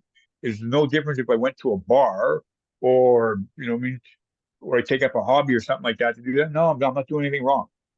If I go to the cinema, if I went to the cinema every night and eat popcorn and hot dogs, some of that, but then that's the same thing. But then going to a casino, it's all part of that. But people frown at us. What are you gambling for? Something like that. But I didn't see anything wrong with it. But I had the blinkers on, and I was addicted to it. And probably that I'm not saying, if I had any trauma, something like I don't know. I just thought I was lost, and I thought, well, I'll just go for here for a little while. It's like anything else. I'll go here for a little while. Not that bad. I don't have a problem because they're legal. How's that a problem? You like drinking? You like going to Indian food or something like that, or some people you like going to the art. Well, I like going to casino. So in my mind, I'm not doing anything wrong until financially it starts affecting other people around you, and the time you're Yeah. spending is affecting other people around. And then, as you probably know, you don't see that. It's like, well, I'm all right. You get the blinkers on. I'm all right. I'm all right. And everybody else, I'm not doing anything wrong. I'm all right. I'm all right. Well, that's Until, as I said, exactly I had to get help. That's it. you you've described it perfectly. You have these you can't see this, Oh, you so don't you see can't nothing. see the That's it. truth. No, And you don't. You don't see it.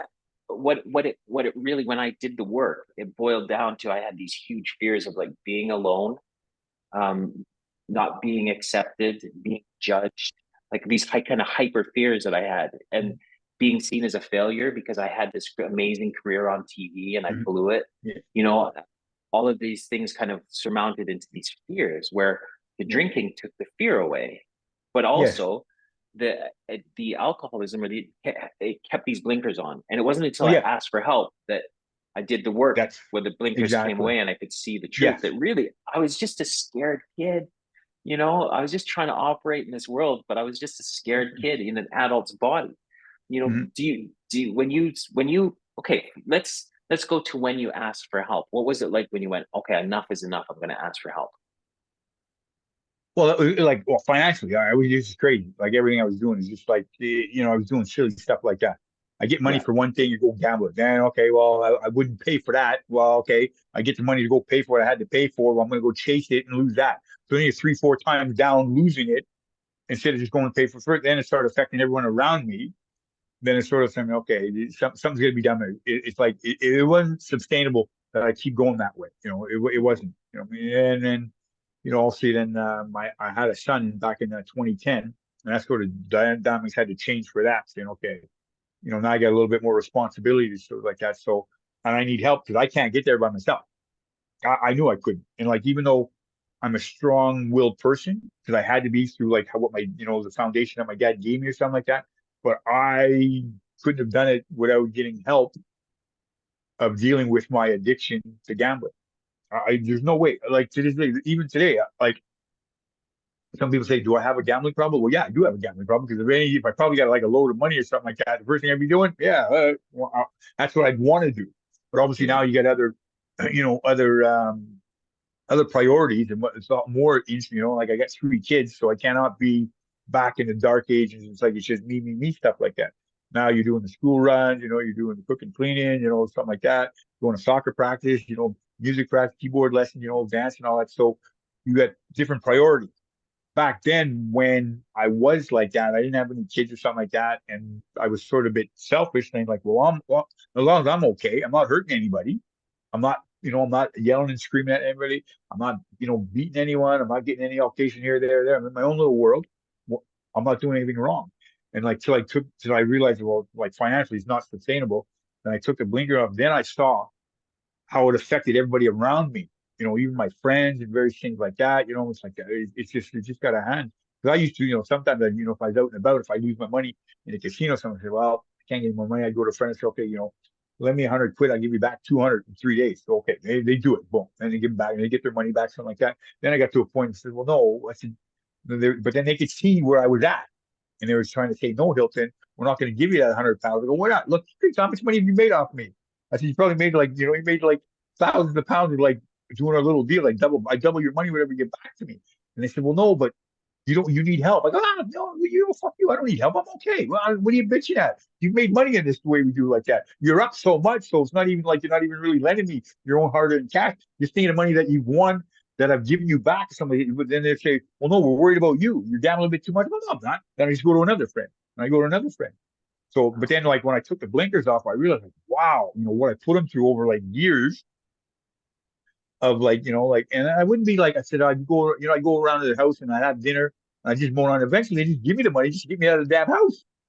But then I go back and a day or two later, here's back, give me the envelope, your money's double. So it's a win-win situation. I got the money, they're doubling their money. So I didn't think anything wrong with it. So what are you complaining about? Well, you can't get that anything in a bank. What you're doing, but then, but that was my way of justifying my illness. Well, how can you be upset? You just doubled your money that you gave me on a Monday. I give it back to you Wednesday, Thursday, you doubled it. You're not getting that anywhere. So why then in 5 months' time you're saying, no, we don't want to give you anything else? What do you mean? I'm not asking for like, I just want a couple hundred quid. How much did you made money on like last month? But they were trying to help me, but I couldn't see it.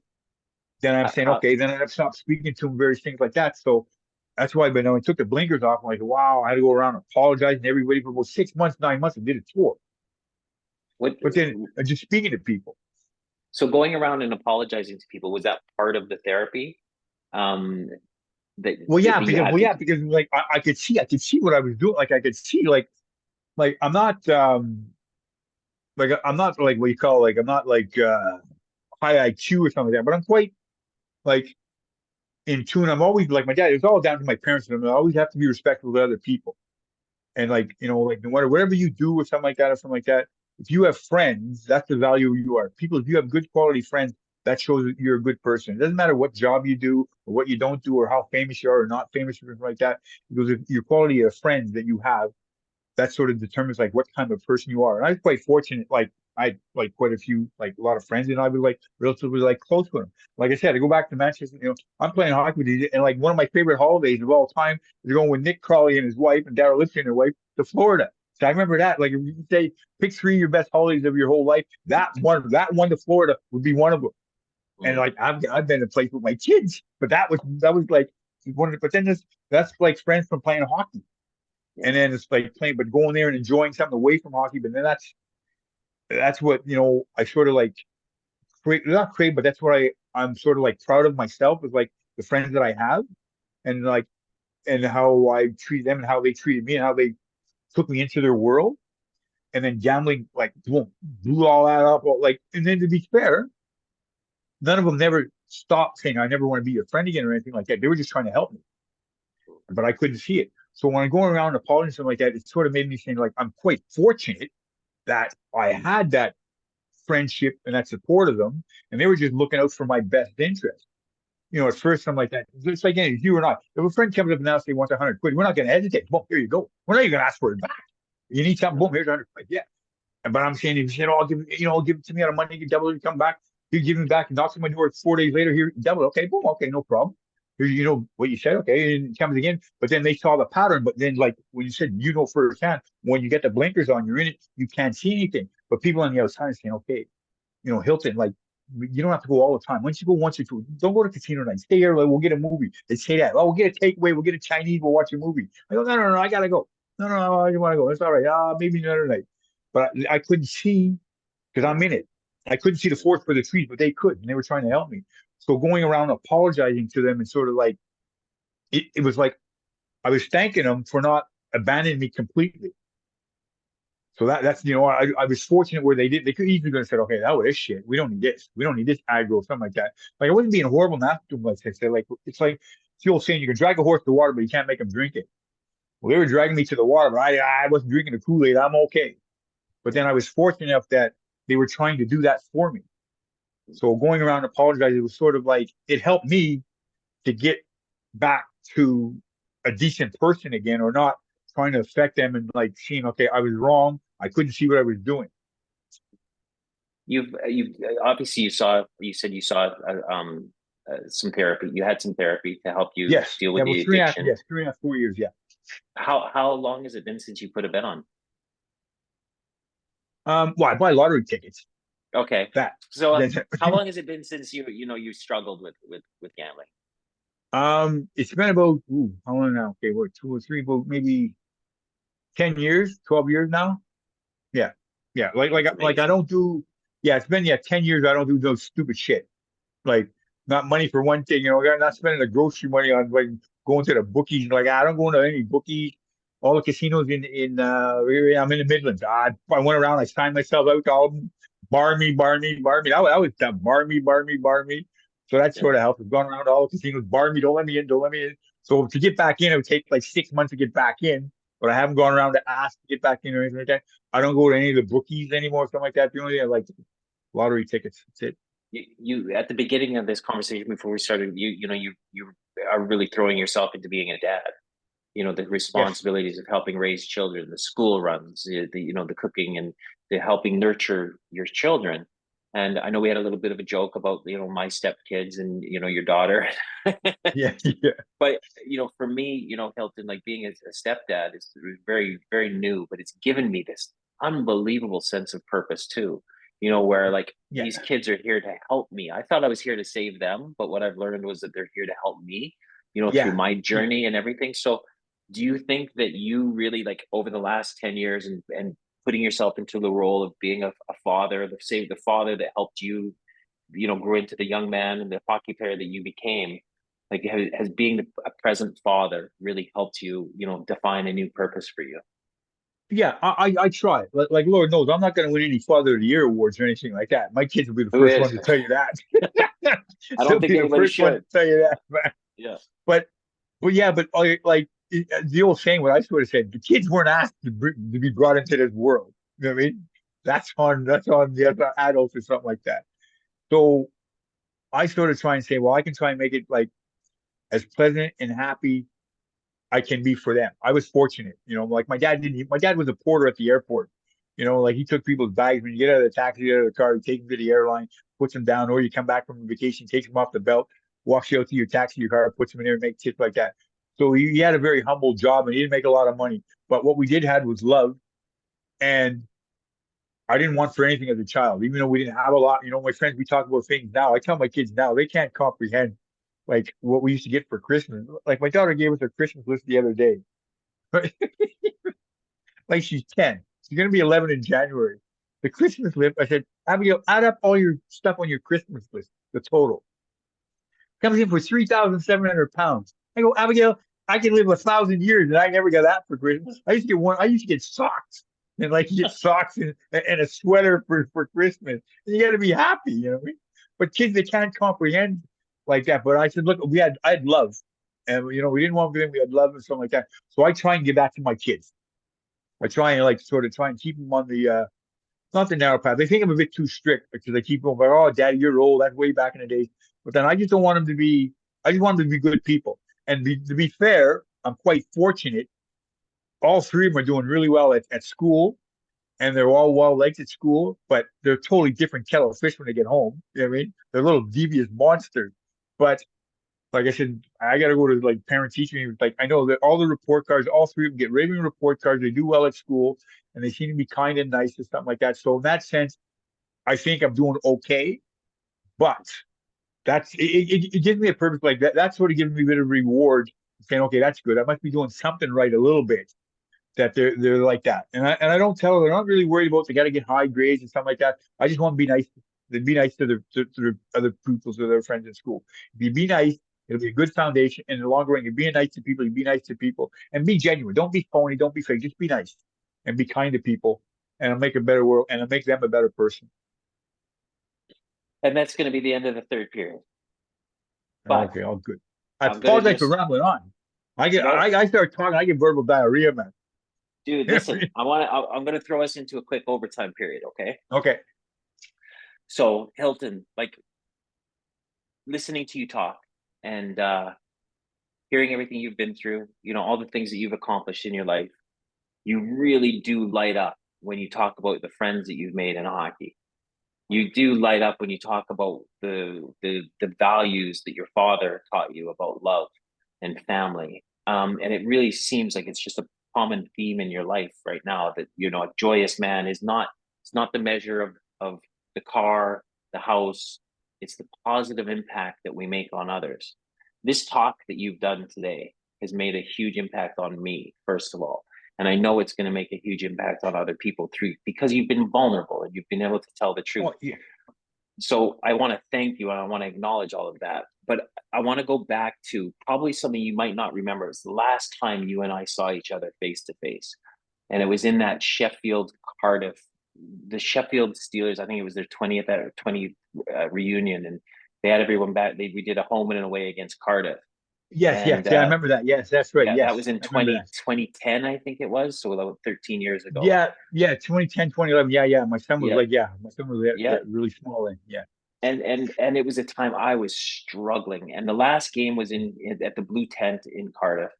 And yeah. I had asked my girlfriend to go out and get a Mickey of vodka for the ride home from back from Cardiff to London, you know, just Okay. because I needed, I was not a happy man. Mhm. Alcohol did for me what gambling did for you. But I remember you were outside and we didn't really say too much. And I think you were with Johnny Lawless. But I just remember looking at you and saying hi, and you just you didn't you looked like I did. You looked unhappy. And I just want to say, like, you know, the man that I'm looking at today, you know, is completely different from that man. So, you know, Yeah. I guess were you unhappy back then? You know, that when the last Oh time I yeah, saw oh you? yeah. I was like, yeah, it was, yeah. That was back then, 2010. You know, my son was just being born. I was all over the place emotionally. You know, it was like, okay, it's like, I got to look after him. Like, well, I got responsibilities, and like, but can I get there? And I know where I've been, what I'm trying to get out of, and various things like that. I was all over the place. It was like, yeah, I wasn't happy whatsoever. Then I'm saying, but then all of a sudden, you got this huge responsibility on you, on weight on your shoulders, and you do not know if you're gonna like how you're gonna do this. How am I gonna be able to do it?